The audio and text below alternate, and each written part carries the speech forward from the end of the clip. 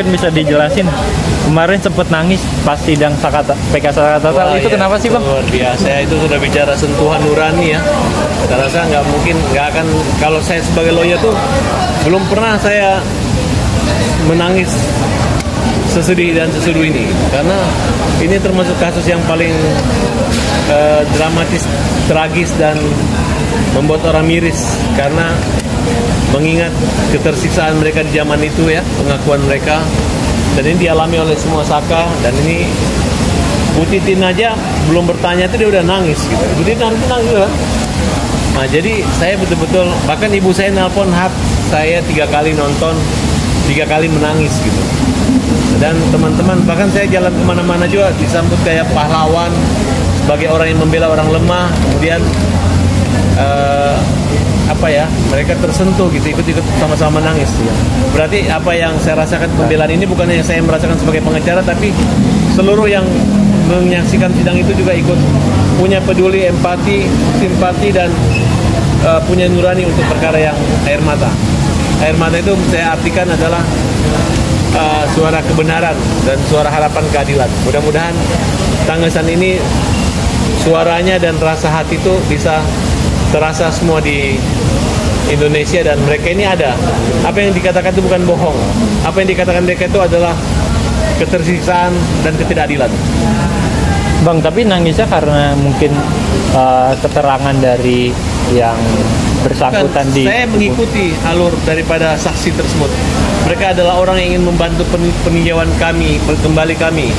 Mereka adalah orang yang punya waktu untuk membantu kami perjuangan. Mereka ada saksi. Kalau mereka tidak peduli, nggak bisa. Mereka nggak dibayar, nggak ada janji apa, nggak ada. Mereka hanya menerangkan bahwa memang benar Saka minum air kencing, Saka disiksa, mereka disiksa, semua disiksa.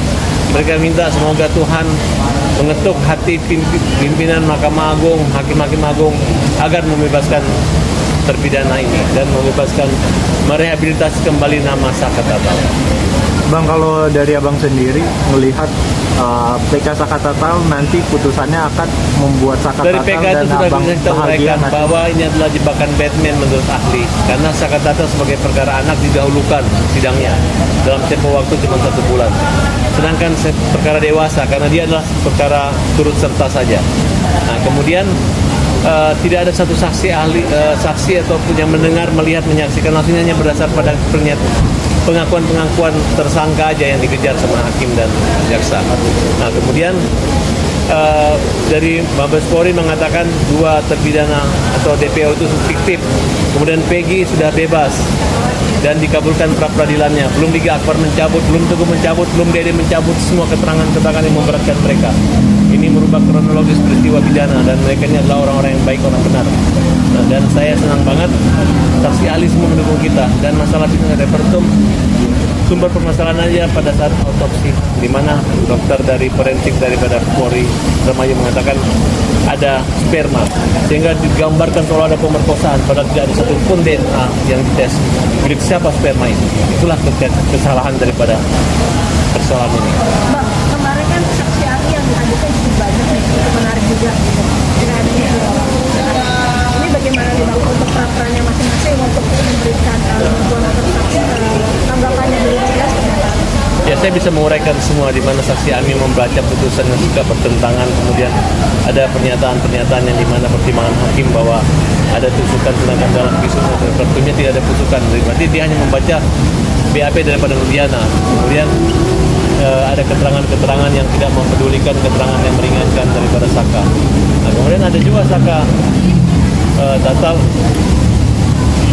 membantah, kemudian 7 terpidana lainnya mencabut berita acara, tapi tetap tidak dipedulikan dan tetap kembali pada putusan BAP yang dicatat di Polri kemarin.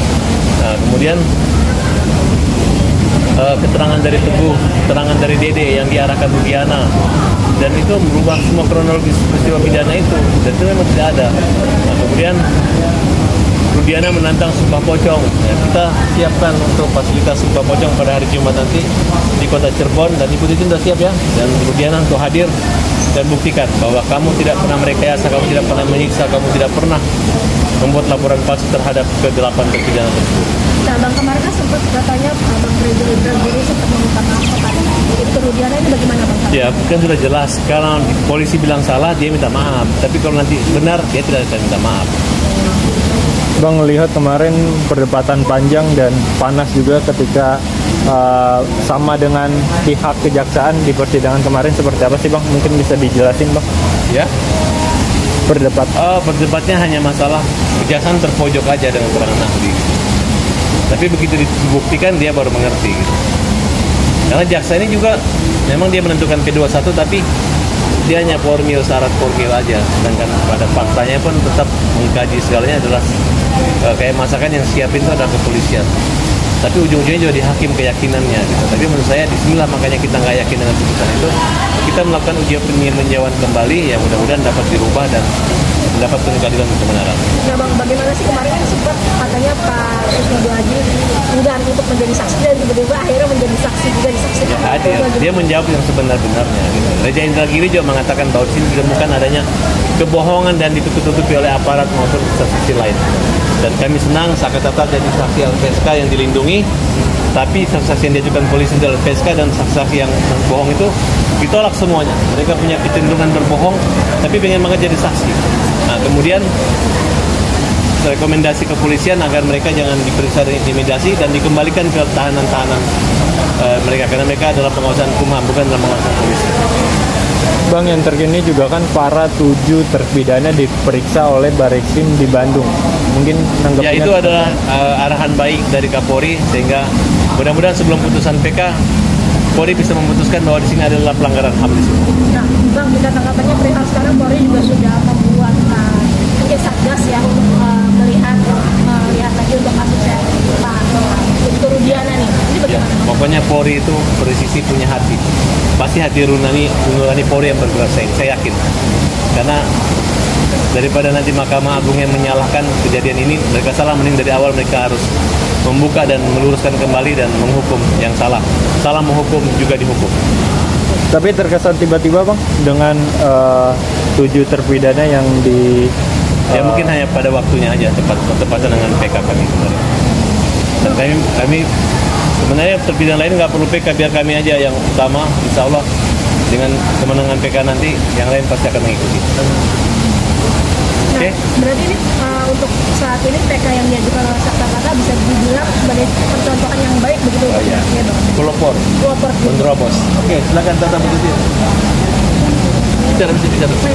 Maka bagaimana nih kemarin tim kuasa hukum juga membantu dengan seksama juga nih saat sidang PK kemarin ini, bagaimana nih pendapat saksi di perjuangan dari para kuasa hukum? Ya, alhamdulillah persidangannya juga berbeda di tahun 2016 sama di tahun 2024 ini. Jadi Saka sangat bersyukur ada orang-orang yang baik yang benar-benar membantu Saka, tulus, ikhlas, tanpa ada Saka harus mengasih apapun. Jadi Saka berterima kasih banyak atas dukungannya juga, responnya juga. Dan semoga kebaikannya dibawa sama Allah SWT. Amin. Saka kemarin kan sempat juga ditantang juga nih, ada video juga Pak Hasan dulu. Nah, untuk Saka sendiri persiapannya seperti apa kalau memang nanti diajukan untuk sumpah pocong nih? Kalau persiapan Saka sendiri sebenarnya Saka sih nggak ada persiapan sama sekali. Jadi kalau Saka pribadi akan membuktikan bahwa Saka ini tidak pernah melakukan apa yang dituduhkan dan ada penyiksaan dari oknum-oknum kepolisian.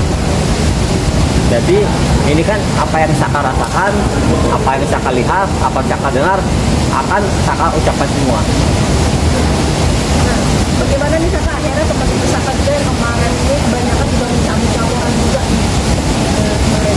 Jadi kan secara tidak langsung mereka ini mendukung pengusahaan. Iya. Gimana nih? Ya, alhamdulillah Saka juga sangat berterima kasih atas saksi-saksi yang telah mencabut, dan Saka juga tidak pernah memaksa harus dia tampil di media ataupun di mana juga Saka tidak pernah. Jadi itu kan inisiatifnya dia sendiri.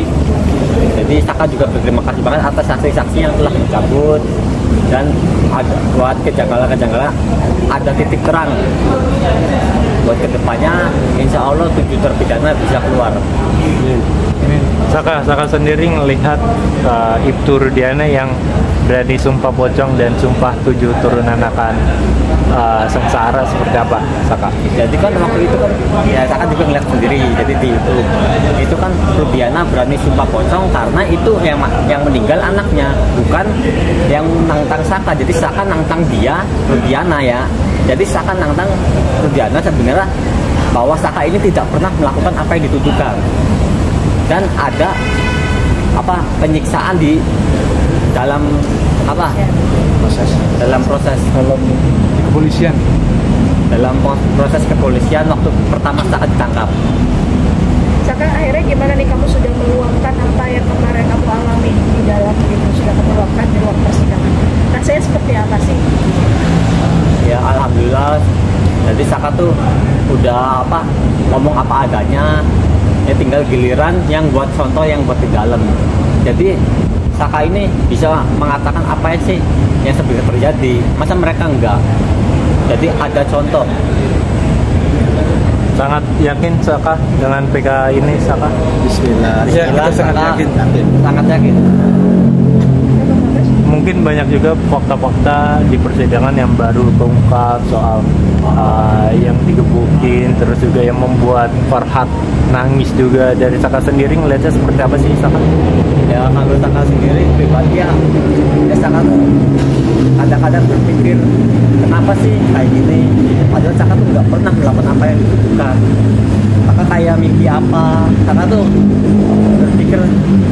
berpikir pribadi sendiri aja tuh bingung. Saka tuh nggak pernah melakukan apa yang dituduhkan, tapi mengapa harus menanggung beban yang bukan Saka lakukan. Dan bagaimana nih melihat juga sebagai lawyer juga mengawal Saka dari awal sampai akhir nih, sampai sidang PK ini, melihat beliau yang akhirnya sekarang membawakan hasil sidang PK ini gimana nih? Awalnya jadi Saka tuh nggak nyangka, cari dulu tuh udah pasrah. Jadi kan keluarga Saka emang orang nggak mampu, jadi kedepannya kayak gimana juga itu kan mungkin takdir kan nggak ada yang tahu, keputusannya akan seperti apa kan nggak ada yang tahu. Mungkin ini juga udah takdirnya, di tahun ini harus terbuka kejadian itu seperti apa, terus kejadiannya seperti apa, kondisinya seperti gimana, harus terbuka. Jangan ada hal-hal yang ditutup-tutupin. Bu Titit, mungkin ada yang mau ditambahkan soal Ibtu Rudiana yang bersumpah juga dari Bu Titin seperti apa? Ya kalau sumpahnya Pak Rudiana kan meyakini kalau yang meninggal itu anaknya. Ya kalau itu kan kita juga paham gitu. Tapi sumpah yang diinginkan Saka Tatal kan bukan sumpah itu.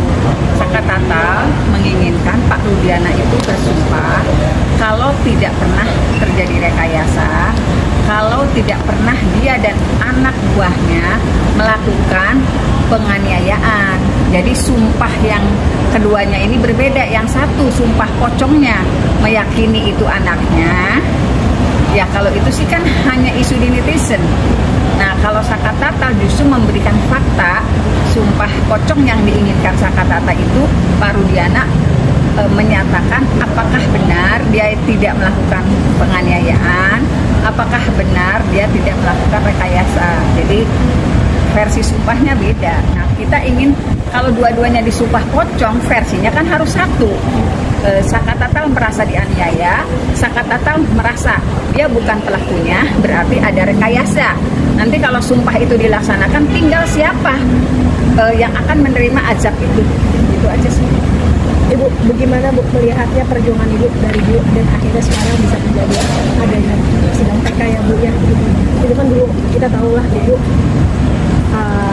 dari yang susah sampai yang sekarang membela Saka gitu, itu gimana Bu? Ya sebetulnya kalau saya sih dari dulu meyakini Saka dan 7 terpidana lainnya tidak pernah melakukan kesalahan. Karena apa? Saya di Cirebon, saya tahu faktanya. Saya juga di fakta-fakta persidangan juga sudah terungkap semua sebetulnya. Tetapi saya tidak ngerti waktu itu kenapa tidak ada hati nurani dari Bapak jaksa dan hakim yang waktu itu melakukan persidangan. Padahal mereka sebetulnya tahu betul ketika bukti-bukti disajikan itu tidak pernah ada yang secara nyata membenarkan telah terjadi pembunuhan dan pemerkosaan. Berulang kali saya sampaikan dakwaan dan tuntutan itu terjadi penusukan, tetapi tidak pernah ada luka tusuk di tubuh korban seperti yang tertuang dalam hasil visum maupun hasil otopsi. Tetapi saya juga nggak paham kenapa waktu itu hati nurani orang-orang yang dianggap harus melakukan penegak keadilan justru tidak bergeming dengan fakta-fakta persidangan. Padahal mereka juga sebetulnya tahu ke-8 terpidana ini sekarang yang dulu terdakwa itu mengalami penyiksaan luar biasa. Mereka sebenarnya paham. Jadi saya sih nggak ngerti sih waktu itu apa yang ada di pikiran dan apa yang menjadi pertimbangan majelis dan jaksa yang melakukan penuntutan. Tapi Saka sendiri melihat bantahan dari Ibtu Rudiana tentang aniaya kamu dan 7 terpidana lainnya. Ya kalau itu masa Saka nggak peduli, yang ngalamin kan Saka sendiri, bukan dia. Emang dia ngalamin apa? Ngalamin penyiksaan. Enggak, yang disiksakan Saka. Tapi artinya banyak orang sekarang yang tahu bagaimana polisi diduga aniaya kamu ya. Ya kalau itu kan yang Bukan diduga lagi ya? bukan diduga lagi, itu emang udah ngalamin. Sudah terbukti, sudah terjadi. Jadi nggak usah ngedenger dari omongan orang lain, harus nanya aja sama orangnya langsung. Jadi gini loh Mas, Saka itu kan Mbak, Saka itu sudah keluar dari penjara. Konyol kalau dia berkata bohong kalau telah melakukan penyiksaan. Sekarang ada Aldi yang juga waktu itu ditangkap. Konyol kalau dia ngomong di muka sidang dia juga mengalami penganiayaan. Emang Saka sama si Aldi sehebat apa sampai berani berbohong? Gitu loh. Ya. Saka, gimana ngelihat perjuangan Bu Titin, Bang Krisna sama Bang Farhat untuk memperjuangi PK kamu? Kalau Saka sangat berterima kasih atas dorongannya, dukungannya juga, dan bantuannya juga. Saka juga awalnya tuh nggak tahu bahwa ada orang-orang yang baik yang ingin membantu Ibu Titin. Awalnya kan Ibu Titin tuh sendiri, nggak ada yang backup sama sekali. Jadi dari Saka pribadi dan keluarga Saka sangat berterima kasih. Semoga amal ibadahnya diterima sisi Allah. Terharu nggak sih melihat perjuangan 3 orang ini? Ya sangat terharu. Dan yakin akan menang Yakin. di Ya. MK? Pasti akan Yakin akan dikabulkan. dikabulkan. Mohon doanya semua yakin akan dikabulkan. Dari proses persidangan pasti akan dikabulkan Ya. dan terketuk hakim peninjauan kembali untuk membebaskan Saka dan 7 terpidana itu. Amin. Ya. Dan Ya. menghapus mantan terpidana itu. Ya. Siap.